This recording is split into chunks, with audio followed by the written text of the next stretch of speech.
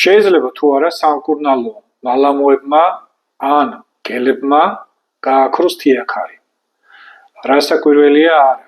ეხლა აგიხსნით რატომ.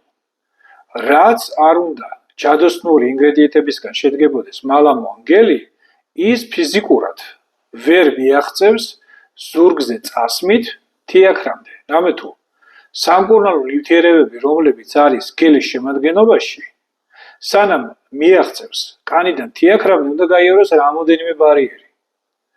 პირველი ბარიერი ეს არის კანის ბარიერი. შემდეგი ბარიერი არის ცხიმოვანი ბარიერი. ხოლო როდესაც ის მოხდება სისხლის მიმოქცევაში კაპილარების გზით, ის გადის შემდეგ ბარიერს. ეს არის გეპატოენცეფალური, ანუ თავის თვინისა და ღვიძლის ბარიერი. და ბოლოს მე თქვენ გეკითხებით, რა უნდა დარჩეს უკვე ორგანიზმში იმდენი რაოდენობით მედიკამენტი, რომ მივიდეს თიაქრამდე. მე თქვენ გეტყვით არაფერი.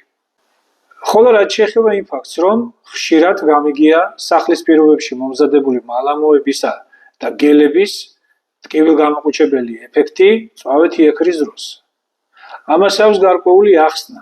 კერძოდ, როდესაც გელს ან მალამოს გააჩნია ადგილობრივად სისხლის მიმოქცევის გაძლიერების ეფექტი თერმული ეფექტიდან გამომდინარე.